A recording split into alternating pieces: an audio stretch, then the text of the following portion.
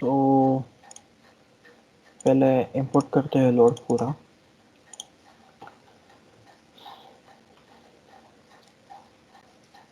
Importing सो अब ये front hub है, तो उसमें फिक्सअप पोर्ट इसको होता है, इन 4 होल्स को होता है।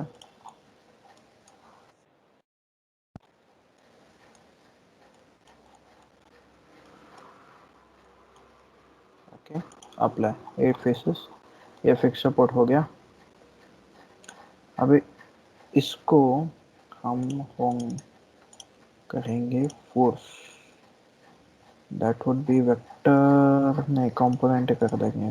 कंपोनेंट्स में जाके -y इंटू 1500,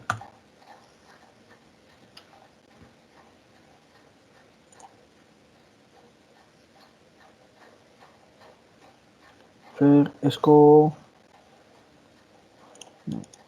अगेन और एक फोर्स डालेंगे, फिर से कंपोनेंट्स में जाएंगे, इसको डालेंगे -500 for x axis.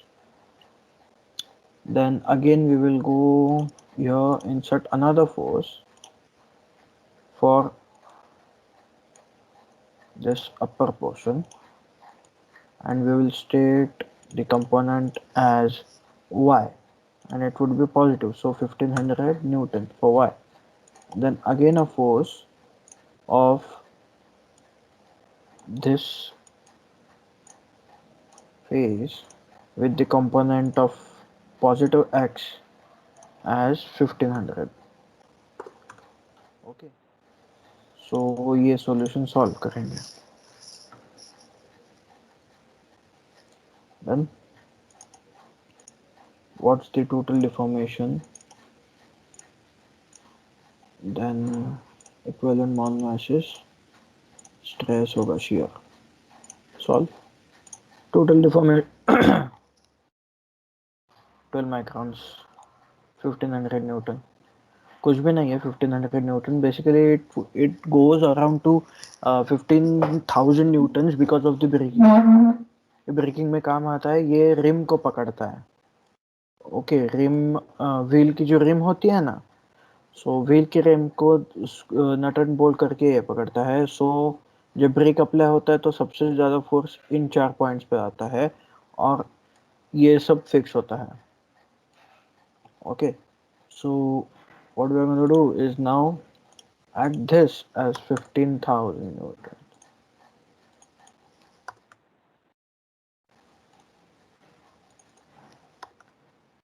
15, and the last force to be 15.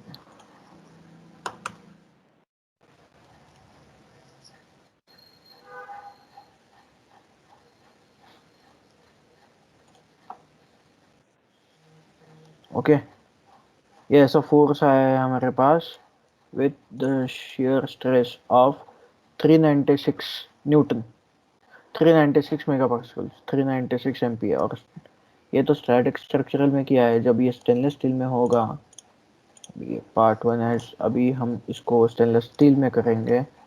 Engineering data, double click, general materials पे जाएंगे हम लोग और इसको बोलेंगे स्टेनलेस स्टील में। हाँ भाई, प्रोजेक्ट, फिर से मॉडल पे डबल क्लिक होगा, read upstream data.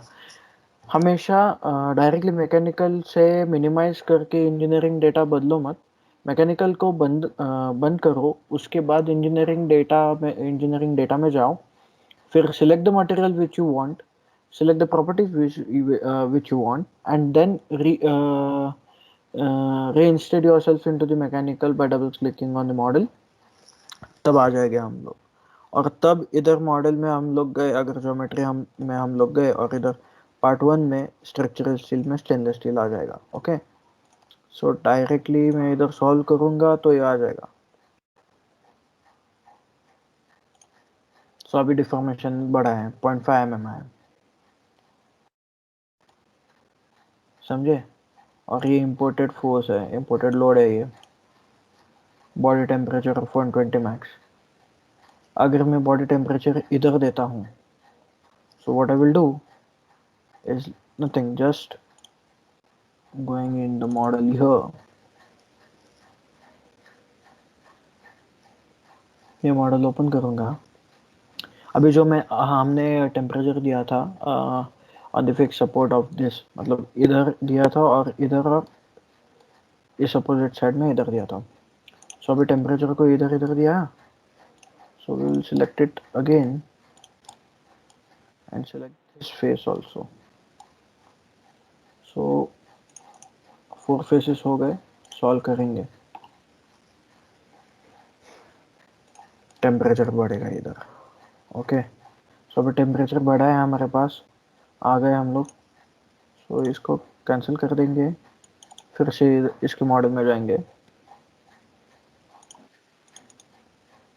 Clear generated data, फिर इंपोर्ट लोड करेंगे नया वाला।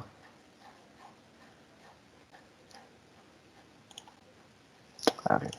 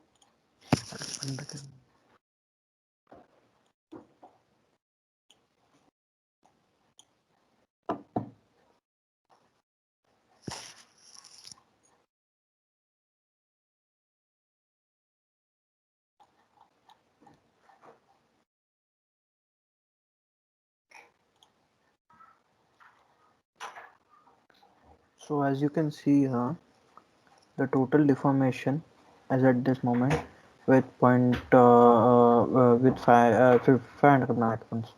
Okay, so it's 0.49 mm, that's 500 zero point 0.5 mm, that's 500 microns in totality. With 500 microns means half of the mm, there would be a developing of crack over here and here. It's also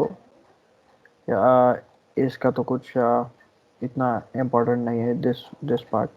What we are primarily concerned with is here. Okay, this orange section. Orange section is point. This is also 0.5 mm.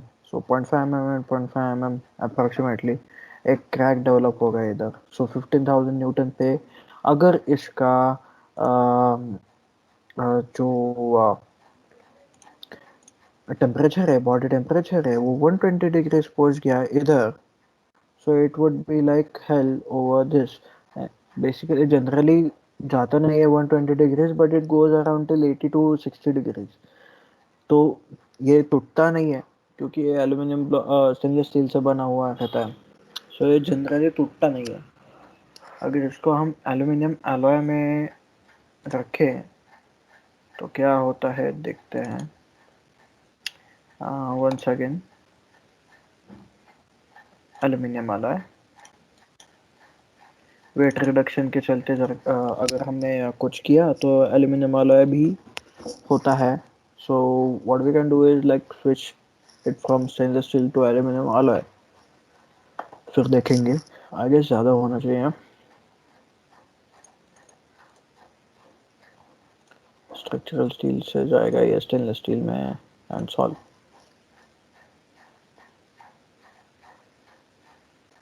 Total deformation या ज़्यादा आएगा, point